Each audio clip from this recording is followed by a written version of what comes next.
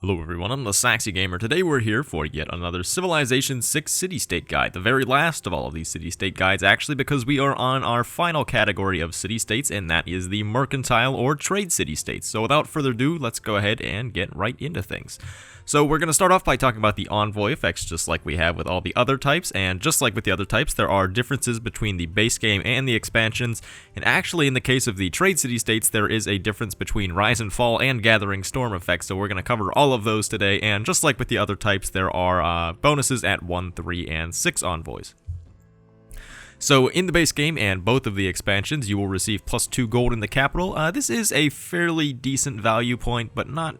It gets a lot less effective the later you go on in the game, because later on in the game, plus 2 gold is really not going to be that much. Whenever, if you want to purchase a unit or something like that, then, you know, you're going to have to spend 1,000 gold. Getting an additional plus 2 gold in the capital is pretty much, you know, negligible in the grand scheme of things, because some of the building maintenances can be, you know, plus 2 gold as well. So sure, you can maybe pay off the maintenance on one university, but aside from that, I don't find this value point to be particularly useful outside of the very early game whenever things are relatively cheap. At 3 envoys, you're going to receive plus 2 gold in every commercial hub, and at 6 envoys, you're going to receive plus 2 gold in every commercial hub once again in the base game. And for the expansions, so for Rise and Fall, you will get plus 2 gold in every market. For Gathering Storm, you'll get plus 2 gold in every market and Lighthouse. And then the same thing happens with 6 envoys. In Rise and Fall, you're going to get 2 gold in every bank, and then in Gathering Storm, that applies to shipyards as well to, you know, kind of accommodate for the harbor buildings as well. So these extra envoys, when you put them in city-states, I think that the bonuses from these actually can be quite good. So similarly, there we go, English. Similarly to like the science and cultural city-states, these will stack up. So if you have 3 envoys in 2 mercantile city-states, then you'll get 4 gold in every market and 4 gold in every lighthouse. And since this applies to both markets and lighthouses, if you have, you know, multiple of each, then you can get quite a bit of extra gold from this, which can be pretty helpful. The one thing that is a little bit tricky about this is that really gold doesn't directly apply to any victory type, unlike science or culture, so getting gold doesn't necessarily mean that it's going to make you more likely to win any particular victory, but nonetheless, these extra envoys to give you extra gold can be useful if you want to, you know, maybe purchase some units, purchase some buildings, or if you're playing for a domination game and you need more gold per turn to help support your army, then these envoy effects can be good. So for any of those cases, I would say that it is worthwhile to put envoys into commercial city-states, but aside from that, I don't think it's all that useful. Now let's go ahead and talk about the suzerain bonuses from these various city-states. So if you haven't seen any of the other episodes in this series and you're not familiar with what causes you to be suzerain, to become the suzerain of a city-state, all you have to do is have at least 3 envoys in a city-state, and you have to have at least 1 more envoy than, you know, the total envoy count of the next highest player. So it's pretty easy to do. All you have to do is toss some envoys in there, and bada bing, bada boom. Next thing you know, you're the suzerain. Wow, that was... Can't believe I just said that, but we're just going to roll with it. So the first 2 city-states that we're going to look at here are Antioch, which was previously known as Amsterdam in the base game, and Bandar Brunei, which was previously known as Jakarta in the base game. So for Antioch, it makes it so that your trade routes earn plus 1 gold for each luxury resource at the destination. This can be okay. It's generally not going to provide you with all that much extra gold, because keep in mind that really there's only, I believe it's what, three different luxuries that are on each continent in a game, so you're probably not going to get more than an additional 3 gold from a trade route from having Antioch, which is, it's kind of pretty poor. That's, you know, that's not a huge bonus, but nonetheless it is still a little bit of a gold bonus, and it can be nice early on whenever 3 gold per turn is, you know, a slightly significant boost, but outside of that, I really don't think the gold bonus from Antioch is very good at all. With Bandar Brunei, it's a very similar thing here. So Bandar Brunei makes it so that your trading posts in foreign cities provide plus 1 gold to your trade routes passing through the city. This is about as awful as it gets, I think. I don't know if I've ever felt a significant impact from this at all.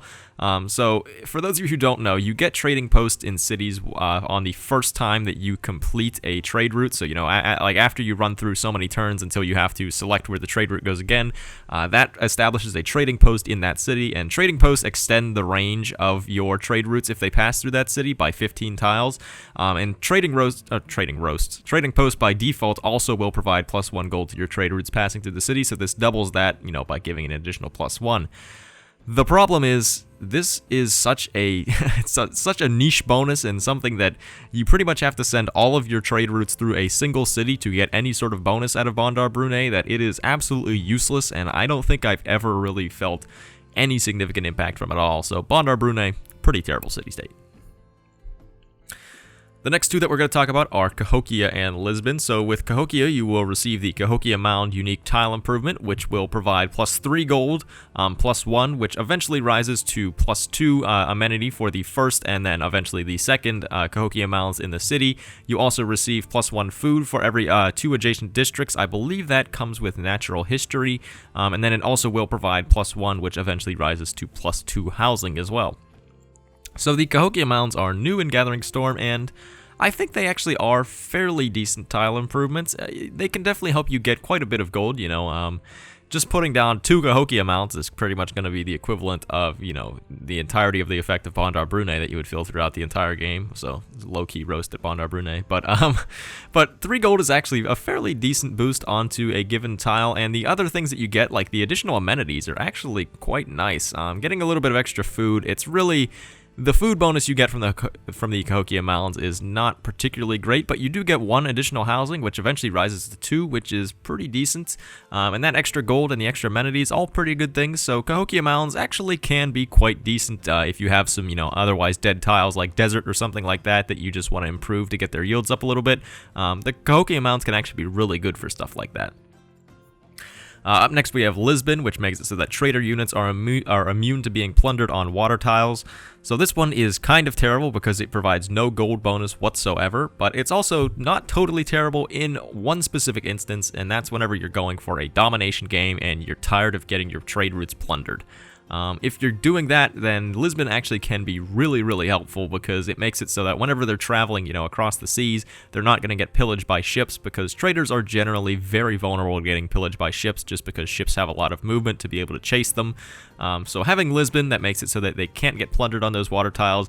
Really good for if you're going domination and there's a lot of people at war with you that can plunder your trade routes. So that's the only case that I think Lisbon is good, just because it literally provides no gold bonus whatsoever. So if you're not in that specific instance, then Lisbon is pretty horrifically bad. Muscat is up next, and I like to call it Muscat, and we also have Zanzibar after that. So Muscat makes it so that you get +1 amenity if the city has a commercial hub.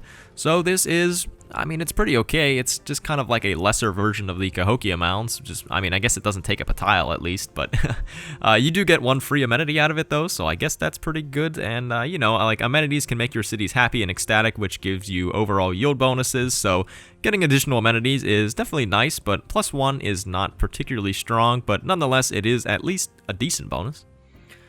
And Zanzibar is up last, and thankfully we have saved the best for last because Zanzibar makes it so that you receive cinnamon and cloves luxuries, which each will provide +6 amenities that will distribute among the cities based on who needs them the most. And these are both insanely good. This is a lot of extra amenities that you get from Zanzibar. So keep in mind that normal amenities will only provide +4, or normal luxuries will only provide 4 amenities that will distribute to your cities based on who needs them. But these ones are even better than that, and they're also unique. I believe that you get 2 copies of each. Someone can fact check me on that in the comments below. But I believe that you get 2 copies of each, so that way you can trade one away for quite a bit of gold per turn, because a lot of people will value cinnamon and cloves luxuries. So you get extra amenities, keeping your cities happy and ecstatic, and you also have something to trade away to get yourself a little bit more gold per turn. So Zanzibar, easily the best of all of the commercial city-states. Now let's go ahead and talk about which of these city-states I like to keep in a game and which of these city-states I like to play aggressively and take over for their land and that extra city that you can get from it. So the ones that I would generally keep, there's really only, there's 2, and they are Zanzibar and Cahokia, because I believe that both of these city-states are generally very useful. So with Zanzibar, you can pretty much use extra amenities in any game that you're going for. You know, if you're going for domination, you need it to combat war weariness. If you're going for culture or science, you can use it to get those extra yields from being happy or ecstatic. And really, same thing with any victory type. If you just want to have happier cities, then amenities are good, so Zanzibar is a good city-state. Cahokia is also just generally useful because it allows you to take advantage of some otherwise dead tiles, so places where, you know, you don't have areas to put adjacent farms down, or maybe you have like some desert tiles that are otherwise not really good, then you can put down some Cahokia mounds to get a little bit of gold from them. You can get extra amenities, maybe a little bit of food, and some extra housing as well, so all generally good things that just help you make use of otherwise useless areas in your empire. For the ones that I pretty much will always kill, I'm going to go with Antioch and Brunei. Their bonuses are really just so bad. Like, the amount of gold that you get from them is pitifully low, and you still have to have, like, a lot of trade routes to even get, you know, a slight bonus from them, so if you have a lot of trade routes, maybe you can get a few extra gold per turn from each of these city-states, but for the most part, they provide literally nothing at all in, like, any scenario, and for that reason, it's better to just really take them over, unless you really want to have envoys in them for that extra gold on your commercial hub buildings. Other than that, I would definitely take these guys over.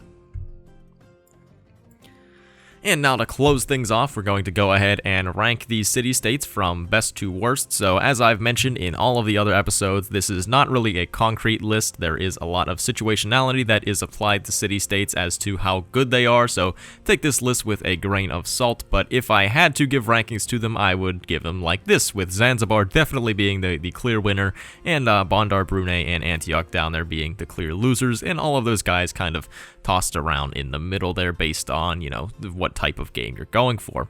So, thank you everyone for watching. I have been the Saxy Gamer. I hope you enjoyed the video. If you did, feel free to like. If not, feel free to dislike. If you're looking for some more Civilization 6 content, feel free to subscribe. Thank you for watching, and goodbye.